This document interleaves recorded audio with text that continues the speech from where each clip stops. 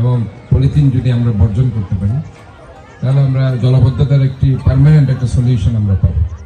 Plastic পণ্যের ব্যবহার নিরুৎসাহিত করে পরিবেশের বিপর্যয় রক্ষায় চট্টগ্রামে বিশেষ কার্যক্রম পরিচালনা করছে বিদ্যানন্দ ফাউন্ডেশন নামে একটি অরাজনৈতিক সামাজিক সংগঠন। এতে একাত্মতা পোষণ করে সার্বিক সহযোগিতা নিয়ে এগিয়ে এসেছে চট্টগ্রাম সিটি কর্পোরেশনও।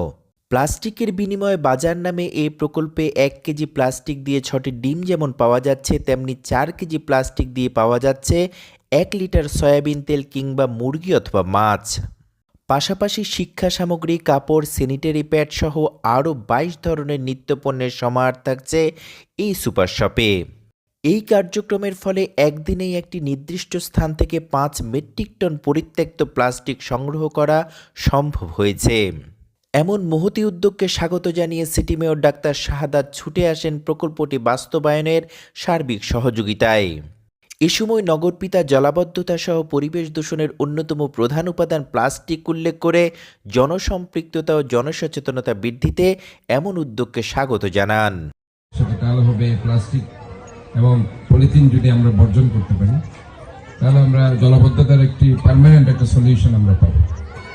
আজকে আমরা বিভিন্ন খাল নালা যে জায়গায় পানি জমে থাকে সেখানে আমরা যেটা দেখছি তার মূল কারণ হচ্ছে যে সেখানে প্লাস্টিক জমে থাকে, পলিথিন জমে থাকে। ইভেন আমাদের বাকলিয়ার পাশেই যে একটি কৃষি খাল আছে সেটাতে আমরা দেখি প্রচুর পলিথিন ছিল, চাকটা খালে প্রচুর পলিথিন আছে।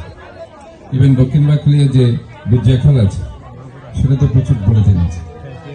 কিন্তু এটা ইনফ্যাক্ট আমাদের জন্য খুবই দরকার যে একটা গণসচেতনতা বৃদ্ধি করার পাশাপাশি আমরা একটা ইনসেন্টিভ দিই, এই যে তারা যে আজকে প্লাস্টিকের পরিবর্তে 1 কেজি চাল, 1 কেজি প্লাস্টিক 1 কেজি চাল, 4 কেজি প্লাস্টিকের জন্য একটা বড় মাছ অথবা 4 কেজি প্লাস্টিক দিয়ে যে একটা বড় মুরগি পাচ্ছে, এটা বিশাল ব্যাপার।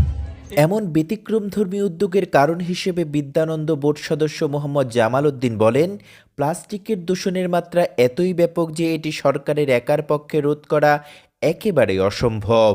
তাই এই দূষণ থেকে পরিত্রাণ পেতে দরকার ব্যাপক জনসচেতনতা ও জনসম্পৃক্ততা।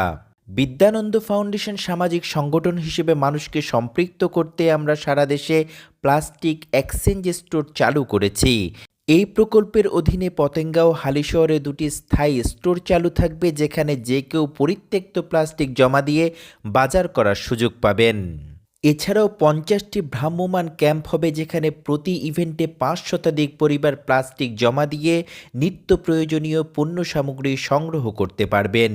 এই প্রকল্পের মাধ্যমে 2 লক্ষ কেজি পরিত্যক্ত প্লাস্টিক রিসাইকেল করার লক্ষ্য নির্ধারণ করা হয়েছে বলে জানান আয়োজকরা। News desk, BN Bangla.